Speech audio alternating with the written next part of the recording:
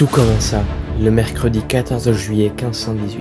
Une femme du nom de Frau Trophéa sortit de chez elle et se mit à danser seule, nu-pieds, dans les rues de Strasbourg.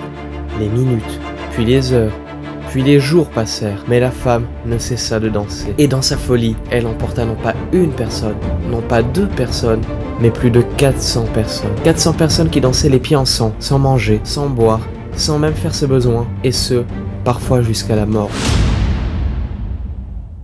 Tout commença donc de Frau Trophéa, autrement dit le patient zéro. Après plusieurs jours de danse ininterrompue, les pieds meurtris, ses chaussures imbibées de sang, la sueur dégoulinant de son visage, Frau Trophéa a été jetée dans un chariot et transportée jusqu'à un sanctuaire situé dans les Vosges.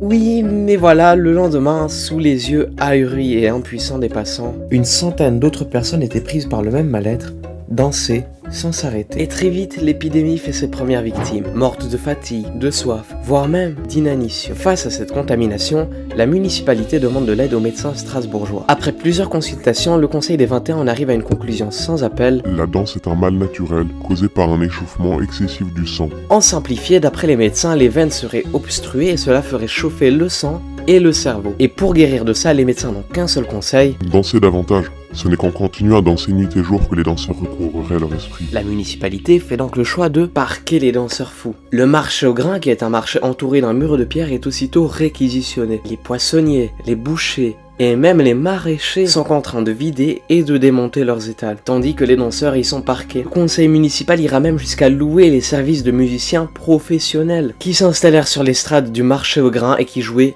nuit et jour. Du tambourin, du tambour, du violon, du fifre, de la flûte et même du corps. Tout ça dans le but que les patients évacuent leur mal en dansant, sans oublier de mettre de la nourriture, du vin, de la bière, de l'eau pour que les danseurs tiennent le coup. Mais en vain, cela n'aura conduit qu'à l'épuisement de nos petits gigotos. Comme souvent à l'époque, le sacré entre en scène. Dès le départ, ils avaient attribué à l'épidémie une origine divine, et ils savaient que seule la miséricorde céleste pourrait contrebalancer le fléau que leur infligeait Dieu et ses saints.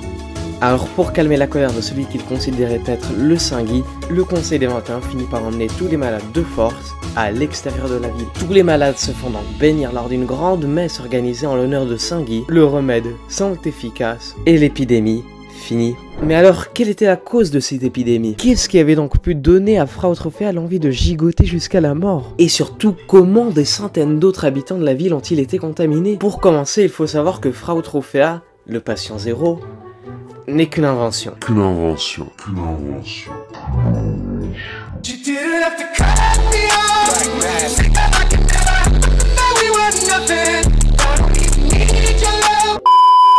Frau Trophéa est donc un nom qui a été inventé. Frau vient de l'allemand qui signifie madame, et Trophéa viendrait du mot grec qui signifie toupie. Alors pour expliquer cette maladie, on a plusieurs hypothèses. La première hypothèse, c'est donc l'hypothèse des anciens médecins qui nous disaient que le sang était en surchauffe et que les gens étaient pris de folie et que voilà, ils commençaient à danser sans s'arrêter. Mais évidemment, avec nos médecines modernes, on sait très bien que ça ne tient pas du tout la route.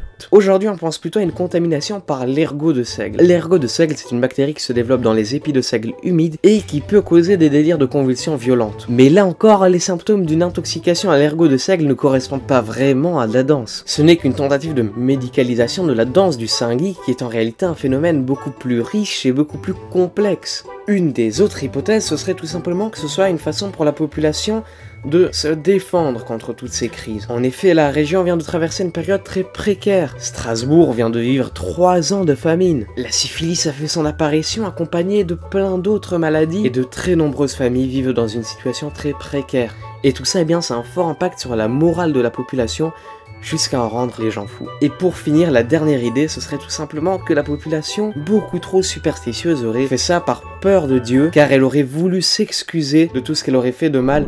Voilà les amis, c'est déjà la fin de cette vidéo, j'espère qu'elle vous aura plu. Si c'est le cas, n'hésitez pas à vous abonner, à partager, à liker et à commenter. C'était Raft, bye bye.